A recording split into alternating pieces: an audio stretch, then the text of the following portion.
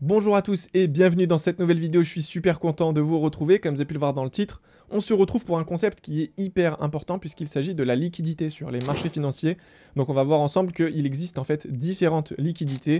On va essayer un petit peu d'analyser, de comprendre le sens de cette liquidité afin de potentiellement donc anticiper des mouvements à venir. Donc sachez que c'est un concept de base que vous devez vraiment maîtriser à la perfection si vous souhaitez être rentable à long terme sur les marchés. Sachez également que c'est un sujet que j'aborde énormément au sein de mon école de trading. Donc pour toutes les personnes qui veulent se former sérieusement au trading, n'hésitez pas tout simplement à consulter le premier lien qui est donc dans la description. Je vous offre pour cette occasion 1 heure de formation gratuite en lien avec le trading. Donc ça vous donnera un petit avant-goût tout simplement de ce que vous retrouverez au sein de mon école. Donc pour vous donner une idée, il y a plus d'une 50aine d'heures de vidéos et plus d'une 100aine de vidéos en lien avec le trading. C'est un accompagnement donc qui est complet du début vraiment à la fin du processus. Donc voilà, pour toutes les personnes que ça intéresse, n'hésitez pas. Vous pouvez également aussi réserver un appel si vous avez des questions au sujet donc de cette école. Vous avez 15 minutes d'appel offert donc avec un membre de mon équipe.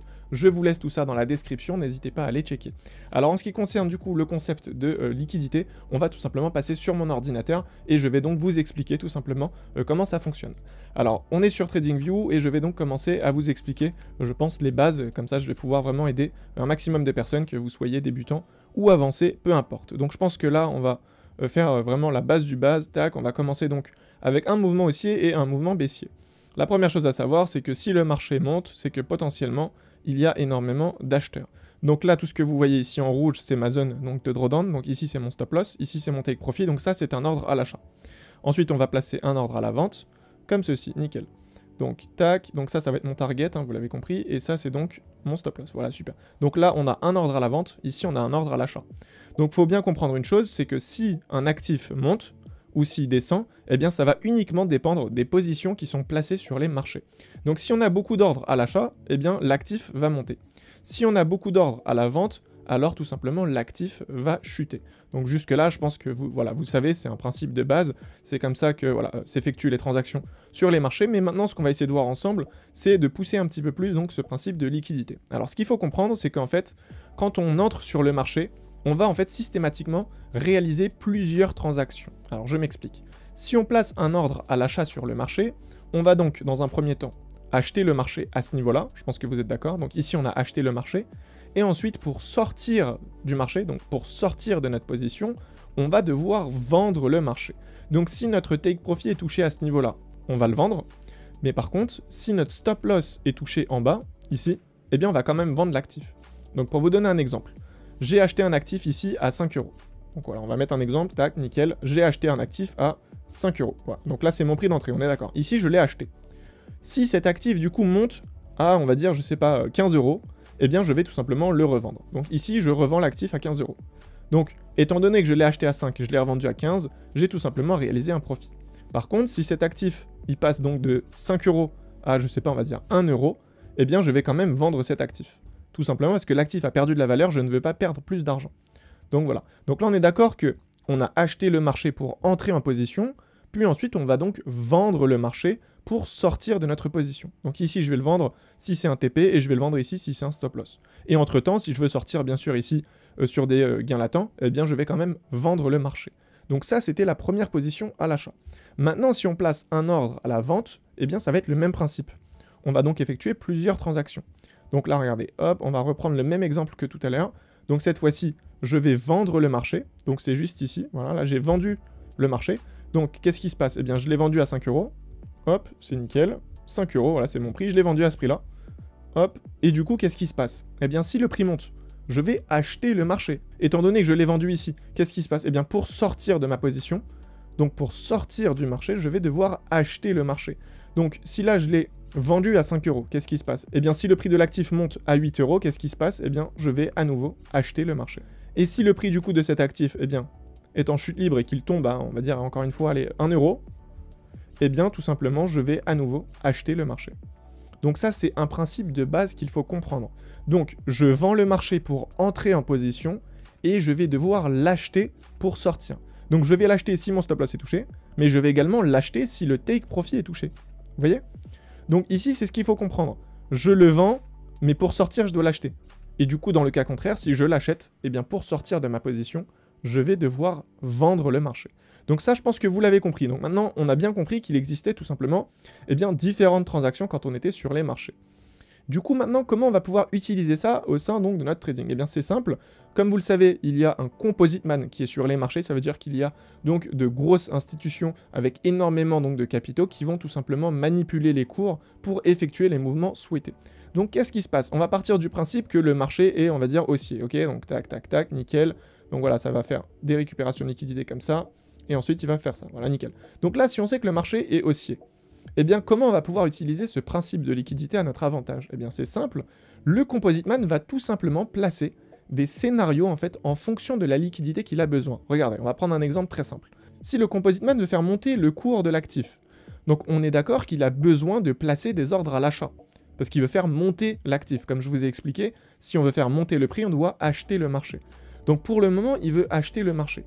Le problème, c'est qu'il n'y a pas de vendeur en face. Ça, c'est un concept de base que vous devez sûrement savoir. Si on veut acheter le marché, c'est qu'il y a un vendeur en face. En fait, c'est vraiment du commerce. Donc regardez. Je vais tout simplement prendre ça. Je vais mettre hop, un exemple avec une pomme. Donc voilà. Aujourd'hui, je veux acheter une pomme. Si je veux acheter une pomme, eh bien, qu'est-ce qu'il faut?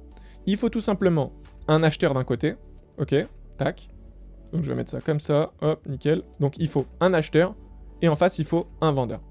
Ça, c'est vraiment la base qu'il faut comprendre.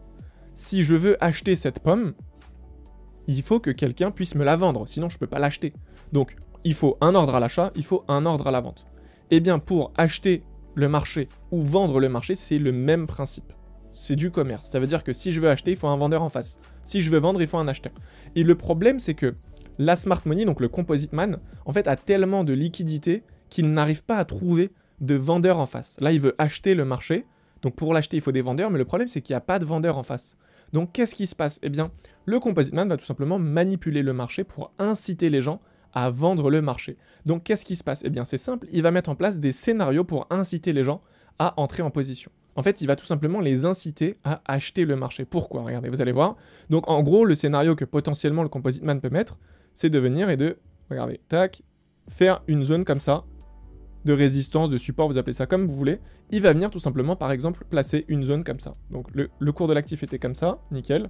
Donc il va venir faire ça, regardez. Et je vais vous expliquer pourquoi, en fait, c'est vraiment la logique. Donc là, hop, nickel, des gens vont venir ici et vont se dire, oh, bah c'est super.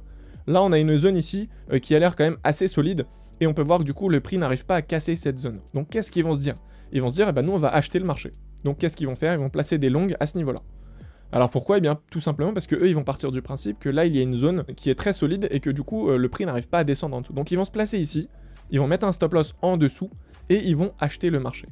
Et pour eux c'est pertinent puisqu'on est dans une tendance qui est haussière. Donc qu'est-ce qui se passe? Eh bien là ils vont se dire c'est nickel, je suis dans le sens de la tendance, je vais pouvoir acheter le marché. Et le problème c'est qu'en fait ça c'est de la manipulation. Parce que quand le composite man va venir et il va passer en dessous de cette zone qui selon eux est donc très solide et elle ne va jamais casser, eh bien quand le composite man va passer en dessous de cette zone, il va tout simplement pouvoir récupérer de la liquidité. Mais attention, il ne va pas récupérer n'importe quelle liquidité. Il va récupérer de la liquidité acheteuse. Parce que là, les personnes en fait ont acheté le marché. Donc quand ces personnes vont sortir du marché, ils vont faire quoi? Ils vont tout simplement réaliser une vente. On est d'accord, c'est ce que je vous ai expliqué juste avant. Donc le stop loss ici du trader a été touché, donc il a tout simplement vendu le marché. Je pense que vous êtes d'accord. Et s'il vend le marché ici, qu'est-ce qu'il faut? Eh bien, il faut un acheteur en contrepartie. Eh bien, l'acheteur ici, ce sera tout simplement le composite man, donc la smart money. Et du coup, qu'est-ce qui se passe? Eh bien, quand il va acheter le marché, il va tout simplement réaliser des plus hauts et faire monter le cours de l'actif. Donc vous avez bien compris le principe.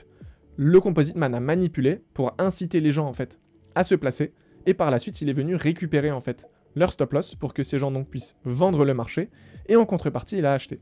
Étant donné qu'il va donc placer ses ordres à l'achat, eh bien d'un coup ça va directement faire monter le cours de l'actif. Étant donné qu'il y a beaucoup de liquidités en jeu et qu'il y a des milliards qui sont injectés, ça fait directement monter le cours de l'actif. Donc qu'est-ce qui se passe? Eh bien on peut tout simplement comprendre que le composite man donc continue à réaliser ses plus hauts. Eh bien on va comprendre donc grâce à cette liquidité que le composite man va potentiellement changer de tendance en fonction donc de ces scénarios. Donc là, si on est haussier par exemple, et que le composite man revient, et que cette fois-ci, le composite man nous fait voilà, ce genre de liquidité, eh bien là, qu'est-ce qu'on va se dire? On va se dire c'est très bien, ok, là on a une belle zone de liquidité. Attendez, je vais vous mettre ça en jaune. On a une très belle zone de liquidité. Donc potentiellement ici, il y a des personnes qui vont vendre le marché, parce que pour eux, encore une fois, c'est une zone qui est solide. Donc ils vont se dire, bon bah c'est pertinent, ici le prix n'arrive pas à monter au-dessus, donc qu'est-ce que je vais faire? Eh bien je vais vendre le marché, ok? Donc là il va vendre le marché. Et hop, il va placer son ordre ici. Eh bien cette fois-ci, nous, maintenant qu'on connaît et qu'on maîtrise le principe de liquidité, eh bien on va tout simplement comprendre que le Composite Man veut tout simplement faire des plus bas. Il veut faire chuter le prix de l'actif. Pourquoi? Eh bien tout simplement parce que quand le Composite Man va venir et va passer au-dessus de cette zone, eh bien qu'est-ce qui se passe? Eh bien il va récupérer les stop-loss, donc des personnes qui étaient placées à la vente. Eh bien quand il va toucher le stop-loss, qu'est-ce qui se passe? Ces personnes qui sont donc entrées sur le marché à la vente vont tout simplement devoir acheter le marché pour sortir de position. Étant donné que son stop-loss est touché, il va devoir acheter le marché. C'est ce que je vous ai expliqué en début de vidéo. Donc si à ce niveau-là, le trader achète le marché pour sortir de position, il faut un vendeur en contrepartie. Vous êtes d'accord avec moi? Eh bien le vendeur ici, ce sera tout simplement la smart money, donc le Composite Man. Et si le Composite Man se met à vendre massivement à ce niveau-là, ça va tout simplement faire chuter le cours de l'actif. Donc je pense que vous l'avez compris, c'est pour ça que c'est très important de bien comprendre en fait le sens de la liquidité. Donc il existe la liquidité acheteuse et la liquidité qui est vendeuse. Donc du coup, en fonction de cette liquidité, le Composite Man pourra réaliser un mouvement de manipulation pour récupérer des ordres et réaliser son mouvement. Et nous, on va pouvoir donc utiliser ce principe de liquidité pour comprendre un petit peu la tendance générale du marché. Comme vous le savez, notre but, nous, c'est de se placer dans le sens du Composite Man. Ça veut dire que si le Composite Man achète le marché, on va se placer dans le même sens que lui pour bénéficier tout simplement des mouvements qu'il va réaliser. Donc là, nous, si on était dans une tendance haussière et qu'on a vu du coup que le Composite Man est en train de mettre un scénario comme ça en place, eh bien, c'est pas pertinent de continuer à acheter le marché. Je pense que vous le comprenez, c'est pas pertinent parce que il est en train de mettre un scénario, lui, pour le vendre. Donc si nous, on achète, on va tout simplement se faire liquider. C'est aussi simple que ça. Donc là, le but, ce serait tout simplement d'identifier en fait sa manipulation, d'attendre qu'il vienne récupérer la liquidité, donc à l'aide de ce mouvement ici. C'est tout simplement ici une distribution hein, pour les personnes qui connaissent. Et du coup, au moment où il va donc donner un mouvement baissier et qu'il va injecter ses ordres, on pourra entrer en position et short le marché avec lui.